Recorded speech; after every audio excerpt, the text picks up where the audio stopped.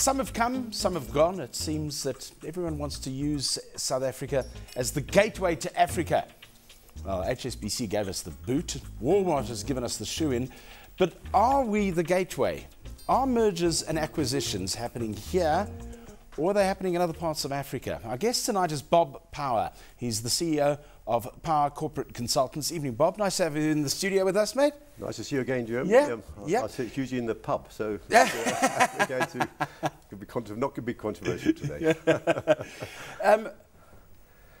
The big talk, of course, because it is a huge merger, is the Walmart one, and I think there was a very genuine fear around that if this one had been given the boot as well, that it would have sent out the wrong signals to a lot of potential investors in South Africa.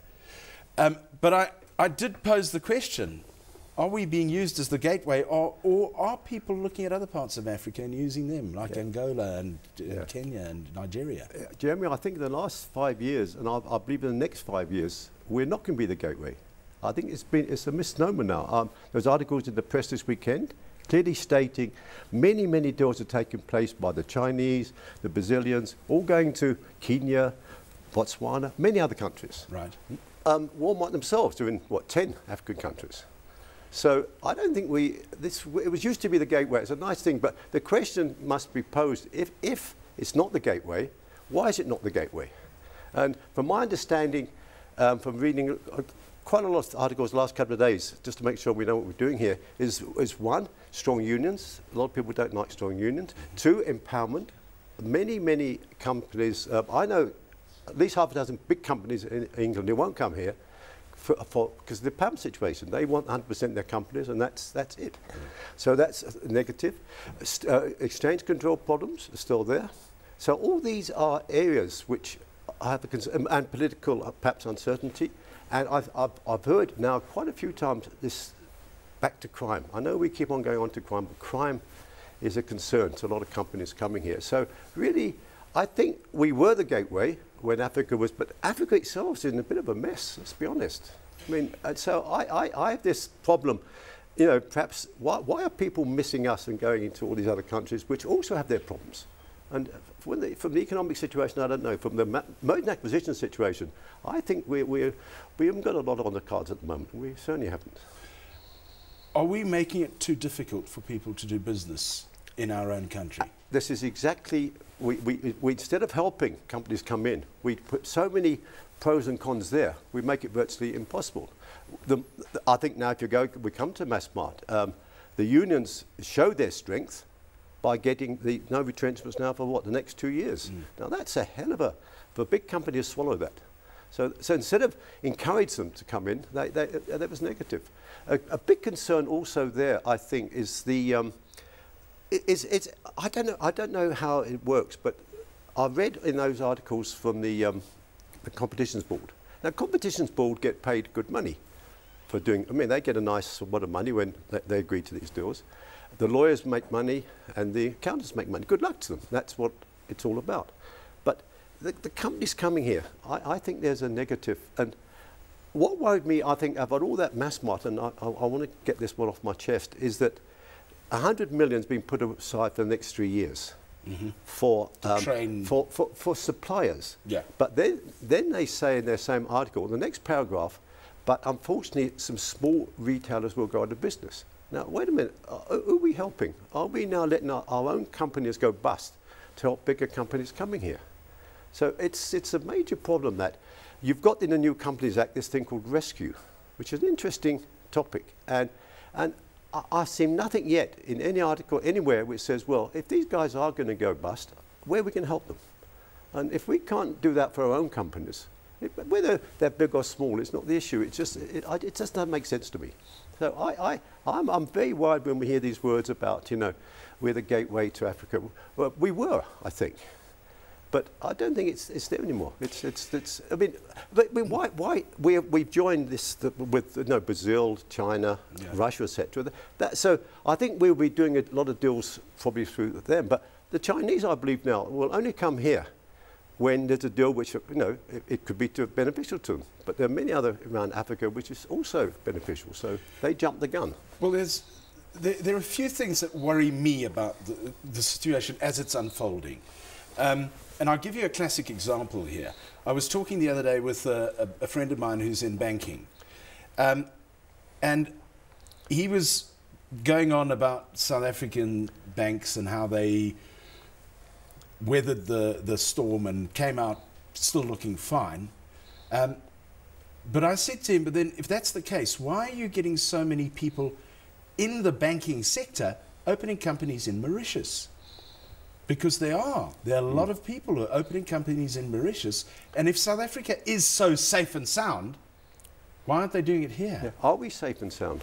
Well, I don't know. That's the question. Let's be honest. Mauritius is a typical example. A lot of movements going towards Mauritius now. Namibia is another one. I think we seem to be sitting there with a great history and a lot of respect, but we're not. I don't know. We're missing something. Performing. We're not performing.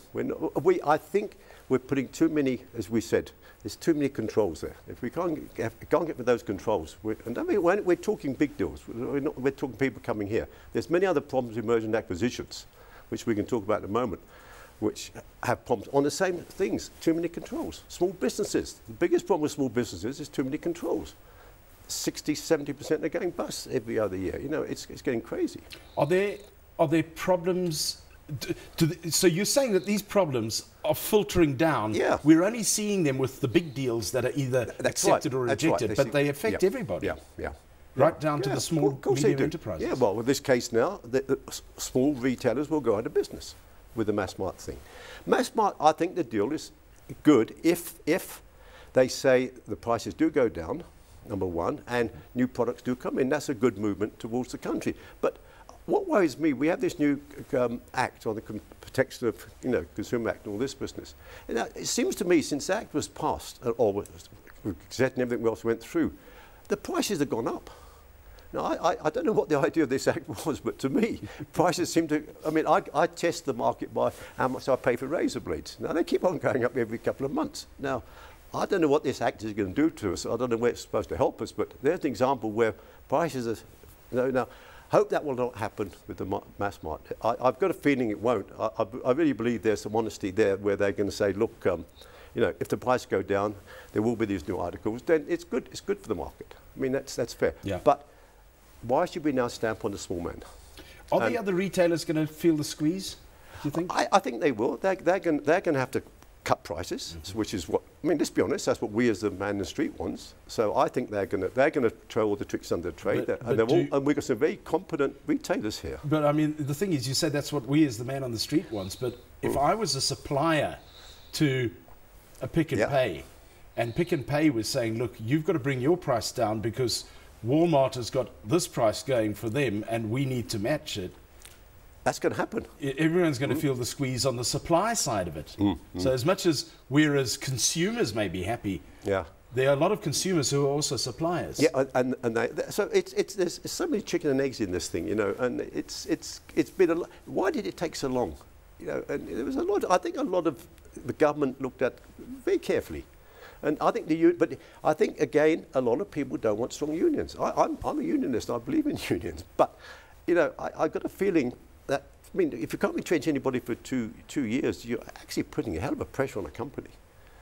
If things are not well and you can't get rid of people, and I think it's healthy. It's good, but. You seem ambivalent here because you're going, I think it's healthy, but I don't know. Well, there's always two sides of every coin, and I'm saying, and it's very difficult to it's easy to criticise, but I'm saying let's be open and honest. There was a lot of question marks. It's through. Give it a chance. That's what I think. But I keep on going back to the small businessman. I don't see why they should suffer every time, and that's what happens. And it's sad, very sad. Now, you are coming back to the small businessman over and over and over again. Yeah. Shall we go on to it now? Because this is fun. These are fun. He said to me before the show started, he said, there's something I want to bring up here. And he said, I'm going to bring it up. Yeah. So, let's get on to it. we had the state president making, in his speech to the nation, that so many billion were being put aside over the next 5 years for small business development. Right. The Minister of Finance made the same statement virtually. Now, but nothing seems to be happening on that. But if it doesn't, the small businessman is the future of this country. They're going to be the mass marts in the future, but you've got to get them off the right track. At the moment, there's so much red tape out there, Jeremy. It's incredible. You know, I've been saying for years, why do we have to go through all this rigmarole of balance sheets and all this? Why don't we just say, look, okay, there's a, you know, junior balance sheet, sure, to run your own company, but from a government perspective, tax, have one tax, call it a turnover tax. You pay every month, whatever it is, that's it. Nothing else. None of all these other rigmaroles. No income tax, that's gone now. VAT, all out, just one tax. Because then the guy can concentrate on running his business. If he's got to worry about all these other pros and cons, you know, he's not going to get anywhere. You know, and it's a sad indictment. And it's honestly, if you talk to small businessmen, unfortunately we've got people, and I'm not criticising academics, but they talk about you've got great ideas, you're going to make a fortune. Well, why are they all going bust? Because an idea must be turned to money, and if you can't turn an idea to money, you can't get anywhere. And you can't turn an idea to money if you've got all these the other areas you've got to talk about, where which takes all your time away from you. And, you know, at the end of the day, cash is king, as they say.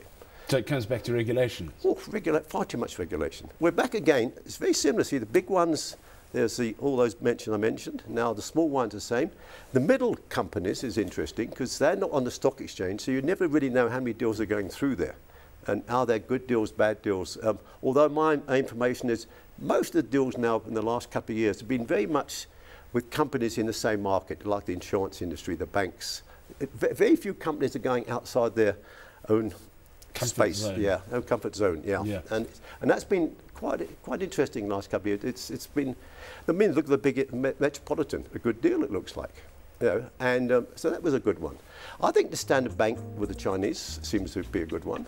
But, you know, we seem to be all over the place. Birds of a feather flocking together at this stage.